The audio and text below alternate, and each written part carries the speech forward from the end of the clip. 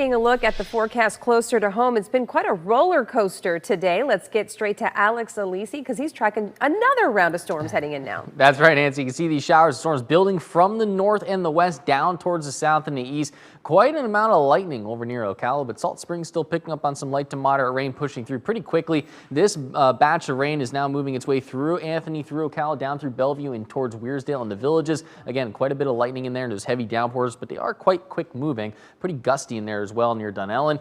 Down towards the south, Rutland was picking up on some rain. You can see these showers have fallen apart as they work their way towards Lake County. I don't expect that trend to continue, though. I do think that these showers will hold together a little bit better as they work their way down to the south and east. You can see these storms bubbling up, falling apart, bubbling up as they work their way along the beach line heading back towards Brevard County. Again, a whole lot of energy on the way, though, up towards the north. These storms are going to dive their way down towards the south. We'll keep an eye on those as we head into tonight. Still plenty of heat out there, though, where we have the rain much cooler, 77 degrees in Wildwood, but see still 88 degrees in Orlando and Buffalo, 88 in DeLand, 87 outside right now in Sanford, and even along the coastline right around in the mid to upper 80s. So plenty of fuel for the storms once that moisture works its way in. 7 o'clock this evening, again, I expect to see this is what radar should look like around the 10 o'clock hour. Watching out for some more of those scattered showers and storms. Everything slowly building down towards the south as we head through the overnight. By 8 o'clock in the morning, most of us are going to wake up dry. Then as we head towards the afternoon, I expect to see storms bubbling up back as we go towards the 2 o'clock hour. We'll see some more storm activity firing up around 5. That'll zipper its way up towards the north. And by 8 o'clock,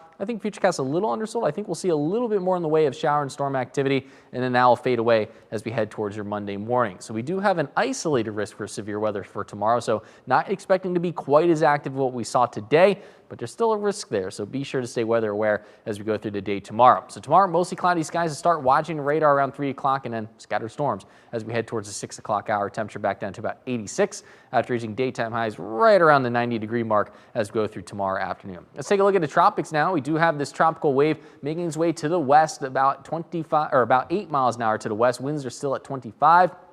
Still disorganized, but as we go over the next 2 days, there's now a 50% chance that this will develop into our next tropical system.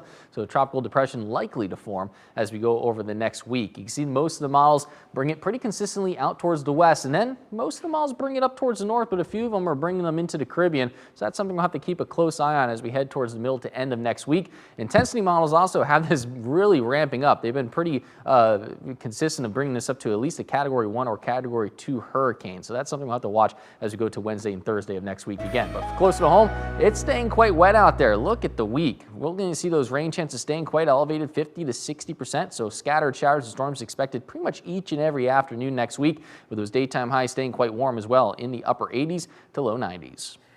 All right, Alex, thanks.